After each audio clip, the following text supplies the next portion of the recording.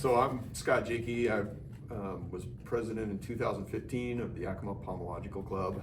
I currently have my own business resulting, and then I also work for a company called NWFM.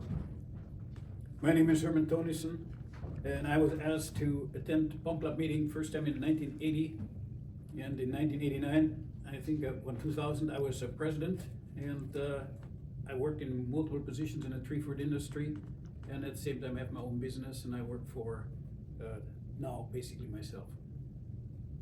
My name is Jared Carlson. I was president of the Yakima Pomological Club in 2007. I currently have my own consulting company called Kingpin Consulting. I also have 2 part-time regular jobs with S&C Ranching and Firewater Ranches Incorporated. The POM Club, to the best of my memory, was created in the late 30s or early 40s by the merging of 2 clubs which existed in the valley. And the first WSU tree fruit extension agent in the area was a fellow by the name of Bill Luce. And he was the driving force behind the education and getting these growers together. And he wanted, of course, education and information exchange. You gotta remember, at that time, there was no communication other than regular mail. A lot of people didn't even have a phone at that time. And so Bill was driving it, and I'm fortunate enough, I met Bill when I was in the POM Club. He was still alive. And at that time, he was in his early 90s, and he was still driving education, and dissemination of information.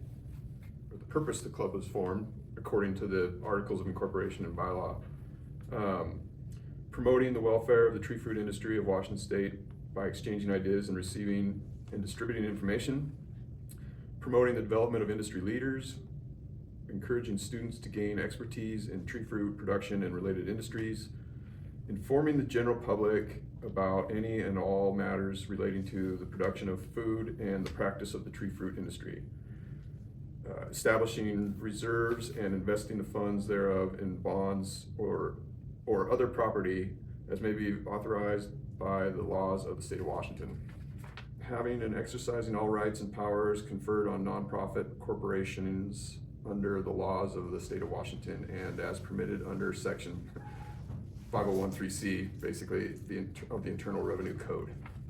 It was basically by invitation. If you had somebody who you thought was worthy of joining the club and would pass a vote, at that time, somebody had to attend 3 meetings in a row.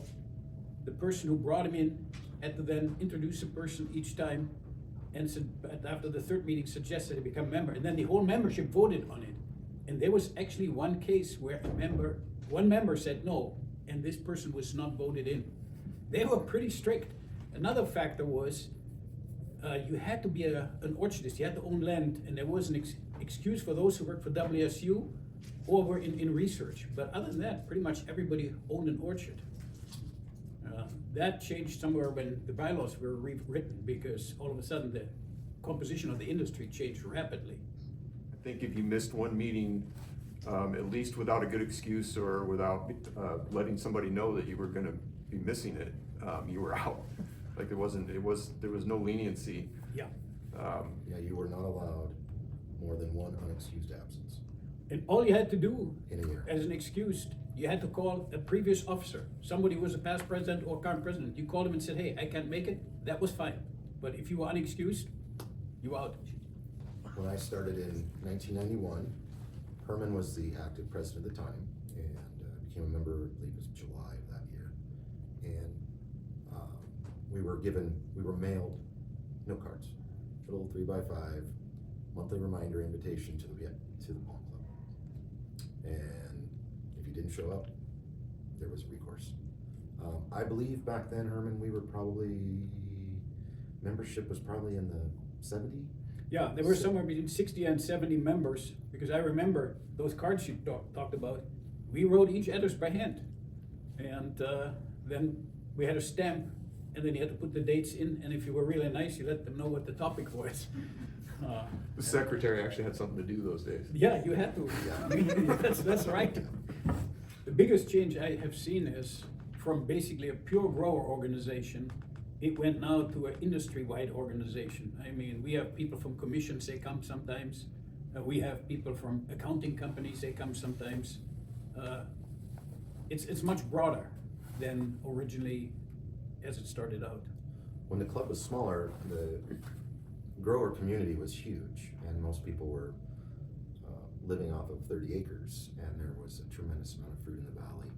And as time progressed, that acreage consolidated, and farms became larger, and those same farms started hiring people to manage them. And that's when the group realized that it was time to make a change. It could not be an orchardist only.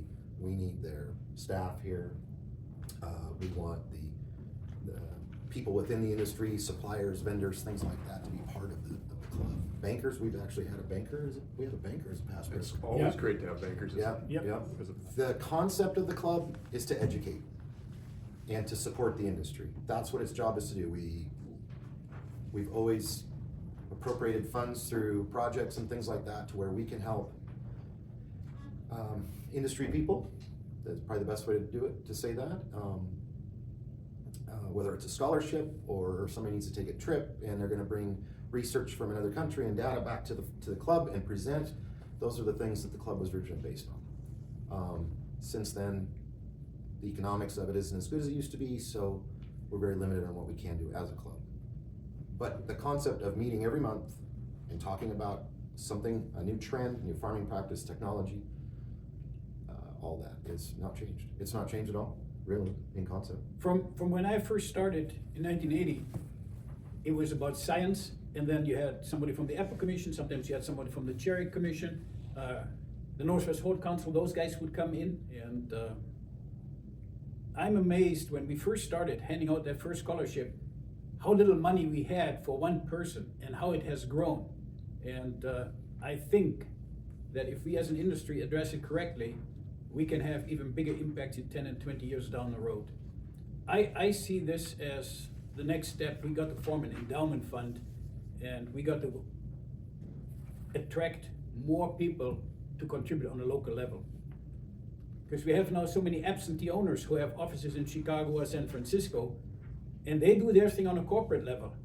But we got to get their local branch to support the local staff, because their people are educated here on a monthly basis. The creation of the Phil Jenkins Scholarship Fund came, Phil Jenkins died doing work in a vehicle accident. And I don't remember the details, other than somebody said, well, we got to do something for Phil. And so there were some ideas thrown around, and somebody said, well, we want to set up scholarship in his name. And everybody jumped on it, and it was about boom. 100% of the people supported that. And then the next question, which was thrown in the room, well, where's the money coming from? And there were actually people in the room who committed right there to donate money to that cause. And there were some, for that time, some significant checks being written. And then other people learned about it, and that's basically how it started. Plus the POM Club had some resources from its activities doing the trade show.